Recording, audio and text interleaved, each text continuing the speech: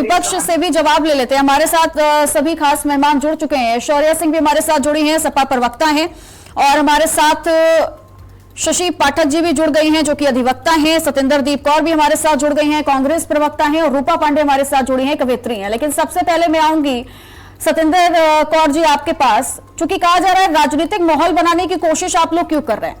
2023 में भी वही काम आप लोगों ने किया, और जब एक बार फिर से इस बिल पर चर्चा होने की बात आ गई है, फिर आप लोग यही माहौल बनाने की कोशिश कर रहे हैं। दिक्कत क्या है?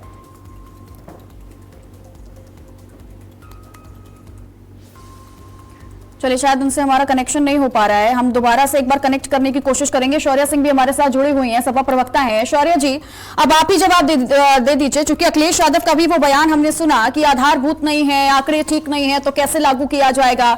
अब एक तरफ से सवाल आप लोगों पर भी उठ रहे हैं कि जब महिलाओं की बात की जाती है तो फिर राजनीतिक माहौल बनाने की कोशिश विपक्ष क्यों करने लगता है? क्या जवाब देंगे?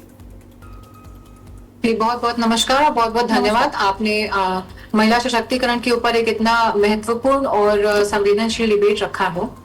देखिए, मैं खुद भी एक महिला होने के नाते, अगर ऐसा कोई भी बिल भारतीय जनता पार्टी के शासन सत्ता के समय में अगर लागू होता है तो एक औरत होने के नाते मैं कितनी खुश हो जाऊंगी, क्योंकि मेरे अधिकार बढ़ेंगे, मेरे घर मेरी खुद बेटी है उसके अधिकार बढ़ेंगे, हर सारी नारियों के अधिकार बढ़ेंगे। लेकिन एक राजनीतिक स्तर पे, जहाँ पे एक राजनीतिक बैकग्राउंड को भी हम लोग बिलोंग करते हैं और जो हम लोग एक देख रहे हैं, तो सबसे बड़ा प्रश्न चिन्ह ये है कि इस बिल को ले आने के लिए ये जो बिहार के इलेक्शंस बंगाल के इलेक्शंस हो रहे हैं, इसी समय का समय क्यों उनको मिला? क्योंकि इस समय 2 टर्म से आपकी सरकार ऑलरेडी है।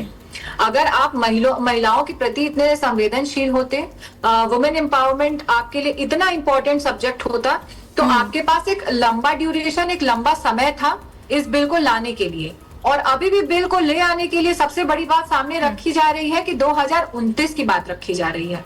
तो आप अभी 27 के इलेक्शंस अभी सामने आने वाले हैं, कुछ भी हो सकता है, परिणाम कुछ भी बदल सकता है। तो आप अभी सबसे पहले, लेकिन देखिए जिसको जी, अगर हम एक तरीके से देखें तो विपक्ष आरोप लगा रहा है, लेकिन अब आपका भी सवाल जायज है और उसका जवाब हम लेंगे भी सत्ता पक्ष से। लेकिन ये भी जानना बेहद जरूरी हो जाता है कि जब आप ये आरोप लगा रहे हैं, क्योंकि अभी कुछ समय पहले तक इसका समर्थन भी करते नजर आए थे, आज प्रधानमंत्री नरेंद्र मोदी ने इस बात को दोहराया भी जब उन्होंने सम्मेलन में शामिल होकर इस बारे में सारे जो महिला वहां पर मौजूद थी जिन्हें उन्होंने रूबरू भी करवाया, और उन्होंने इस बात का भी जिक्र किया कि विपक्ष ने तो 2023 में मजबूती से सहमति जताई थी, थोड़ी बहुत वहां पर दिक्कतें थी लेकिन समर्थन मिला था हमें।